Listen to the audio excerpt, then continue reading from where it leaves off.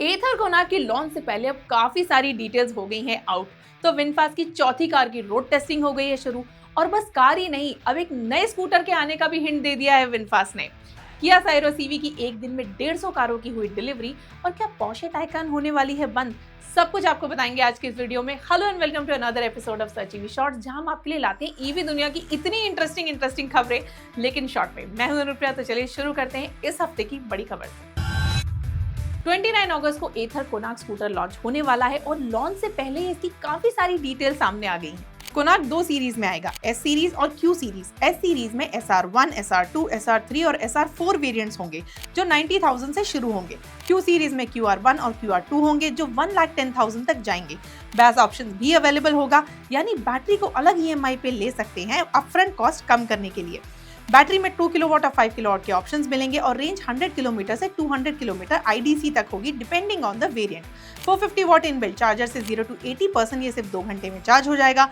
Motor swing arm mounted direct drive भी है, simple, reliable और मेंटेनेंस फ्री। डिजाइन में एथर की EL प्लेटफॉर्म का यूज हुआ है, जो फुल स्टील यूनिबॉडी से बना है।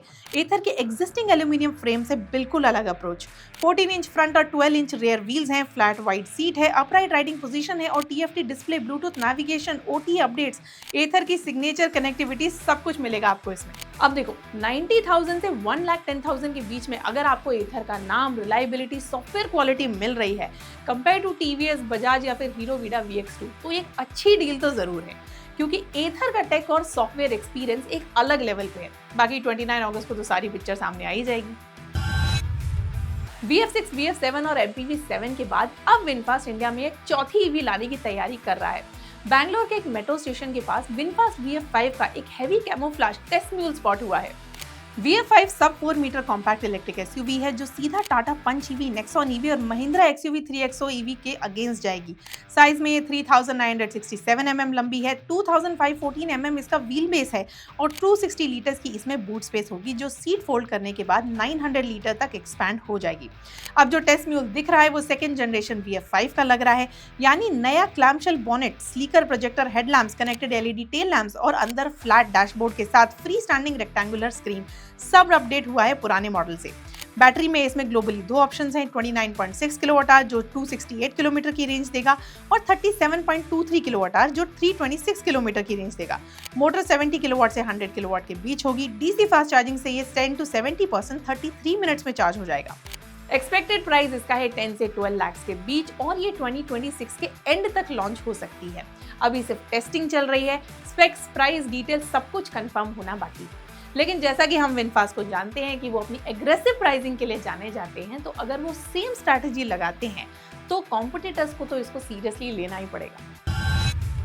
विनफास्ट कार के सेगमेंट में तो अच्छा खासा कंपटीशन क्रिएट कर ही रहा है, लेकिन साथ ही साथ ये 2 व्हीलर सेगमेंट में भी सीरियस एंट्री लेने की तैयारी कर रहे हैं।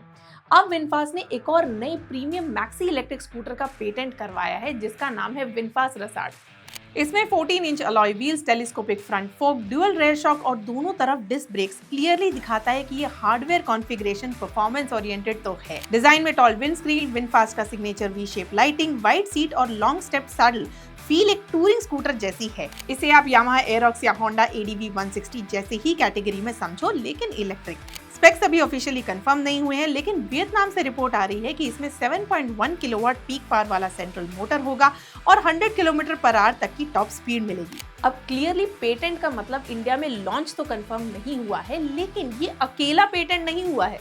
कुछ टाइम पहले विनफास्ट वाइपर स्कूटर और सुलाद इलेक्ट्रिक मोटरसाइकिल के भी इंडिया में पेटेंट्स फाइल हो चुके हैं, जो कि तीनों अलग कैटेगरीज में होंगे, main stream scooter, premium maxi scooter और मोटरसाइकिल एक साथ।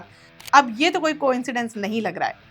अब खबरों की माने तो रसाद का डेब्यूट तो Q4 2026 में एक्सपेक्टेड है, और प्राइसिंग अगर वही विनफास्ट की अग्रेसिव स्ट्रैटेजी वाली रही तो यामाहा एरोक्स E और कीवे हाई वोल्ट वालों को थोड़ी टेंशन तो जरूर लेनी पड़ेगी।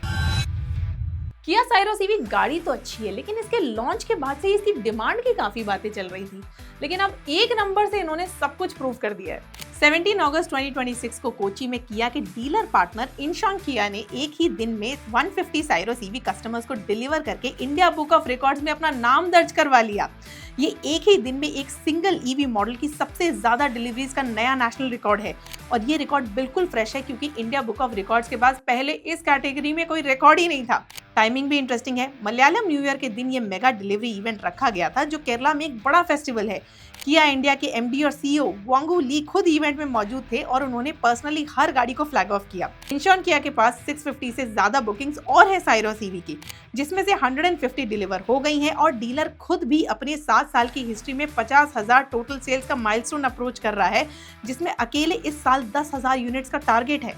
किया साइरोस ईवी 13.5 लाख से 20 लाख के बीच आती है। 42 किलोवाट 443 किलोमीटर और 51.4 किलोवाट 526 किलोमीटर की आईडीसी रेंज के साथ। एक डीलर एक दिन 150 ईवीज। ये सिर्फ एक रिकॉर्ड नहीं है, ये एक सिग्नल है कि किया साइरोस ईवी इंडिया में अब बहुत डिमांड जनरेट करने वाली है। अब एक और शॉकिंग खबर, पोर्शे अपनी फ्लैगशिप इलेक्ट्रिक कार पोर्शे टाइकान का प्रोडक्शन 2030 तक बंद करने का प्लान कर रहा है क्योंकि इसकी सेल्स लगातार गिरती जा रही है। 2023 में इसकी 40,629 यूनिट्स बिकी थी, 24 में 20,836, 2025 में सिर्फ 16,339 और 2026 के पहले 6 महीने में सिर्फ 6,000 यूनिट्स, यानी लास्ट के सिर्फ 2 सालों में 60% की गिरावट और इसके कोई रिकवरी के साइंस भी नहीं दिख रहे हैं। जर्मनी की एक बिजनेस वीकली मैगजीन ने रिपोर्ट किया है कि पोर्शे के वर्क्स काउंसिल ने भी मैनेजमेंट के साथ अग्री कर लिया है कि टाइकन का प्रोडक्शन अब फेस आउट किया जाए। कंपनी ने 2030 तक इसे बंद करने का डिसाइड किया है क्योंकि लग्जरी ईवीज की कूलिंग डिमांड, चाइना में वीक सेल्स और यूएस टैरिफ्स, तीनों की मार एक साथ पड़ रही है यूरोपियन मार्केट पे। पोर्शे का ऑपरेटिंग प्रॉफिट पिछले साल 90% से ज्यादा गिर गया था और कंपनी ने कई राउंड्स ऑफ जॉब कट्स भी अनाउंस किए हैं। एक महीने पहले पोर्शे के सीईओ ने कहा था कि टाइकन कहीं नहीं जा रही है और अब देखो ये रिपोर्ट आ गई।